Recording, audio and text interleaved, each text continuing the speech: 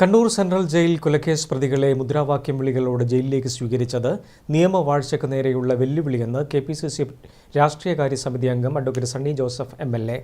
P Jayarajan ജയിലിലെത്തി ഇതിന് കാർമ്മികത്വം വഹിച്ചത് പാർട്ടി കൊലയാളികൾക്കൊപ്പം തന്നെയാണെന്ന് തെളിയിച്ചതായും സണ്ണി ജോസഫ് കണ്ണൂരിൽ പറഞ്ഞു.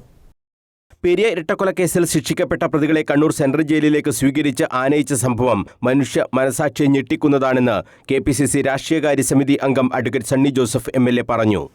കണ്ണൂർ സെൻട്രൽ ജയിലിലേക്ക് CPM സംസ്ഥാന കമ്മിറ്റി അംഗവും ജയിൽ ഉപദേശക സമിതി അംഗവുമായ പി ജയരാജൻ്റെ നേതൃത്വത്തിൽ ആർപ്പുവിളികളോടെ മുദ്രാവാക്യം വിളിച്ച് ആനയിച്ച് സ്വീകരിച്ചത് നിയമവാഴ്ചയോടുള്ള കനത്ത വെല്ലുവിളിയാണ്. സമാധാനകാംക്ഷികളെ ഞെട്ടിപ്പിക്കുന്ന സംഭവമാണ്. CPM കൊലപാതകത്തെ പ്രോത്സാഹിപ്പിക്കുന്നു. കൊലപ്പുള്ളികൾ ശിക്ഷിക്കപ്പെട്ട കൊലപ്പുള്ളികൾക്കെല്ലാം ഒത്താശയും പ്രേരണയും നൽകുന്നു, സംരക്ഷണം നൽകുന്നു, നിയമവാഴ്ചയെ വെല്ലുവിളിക്കുന്നു എന്നതിൻ്റെ ഏറ്റവും പ്രകടമായിട്ടുള്ള തെളിവാണ്. പി ജയരാജനാണ് പ്രതികളെ സ്വീകരിക്കാൻ നേതൃത്വം നൽകിയത്. ജയിൽ ഉപദേശക സമിതി അംഗമാണ് ജയരാജൻ. ജയിലിൽ നടന്ന ഈ സംഭവത്തെക്കുറിച്ച് CPI ഉൾപ്പെടെയുള്ള LDF ഘടകകക്ഷികളും മുഖ്യമന്ത്രിയും നിലപാട് വ്യക്തമാക്കണം. ഞങ്ങൾ ചോദിക്കുന്നു, കേരളത്തിലെ ഭരണത്തിൻ്റെ ബലത്തിലാണ് CPM ഇത് ചെയ്യുന്നത്. LDFിൽ തന്നെ CPIക്ക് എന്താ അഭിപ്രായം?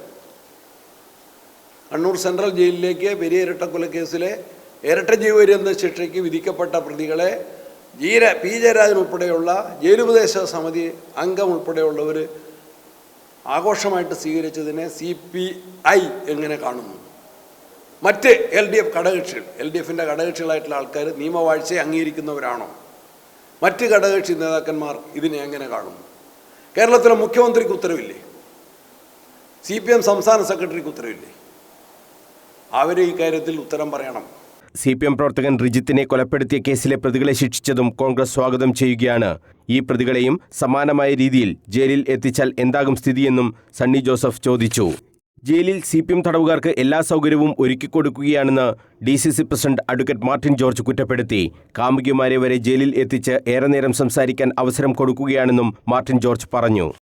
ഇപ്പോൾ കഴിഞ്ഞ ദിവസം നേരത്തെ നമ്മൾ കണ്ടതാണ്, കുറച്ച് മാസങ്ങൾക്ക് മുമ്പ്.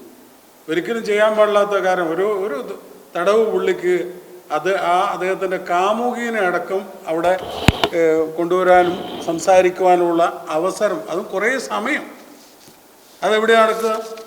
അപ്പോൾ എന്തും ഏതും എല്ലാ സൗകര്യങ്ങളും ഒരുക്കി കൊടുക്കുന്ന ഒരു സ്ഥലമായി കണ്ണൂർ സെൻട്രൽ ജയിൽ മാറിയിട്ടുണ്ട്. അതുകൊണ്ടാണല്ലോ അവിടുന്ന് ഈ പ്രതികളെല്ലാം ഇങ്ങോട്ട് കൊണ്ടുവന്നിരിക്കുന്നത്.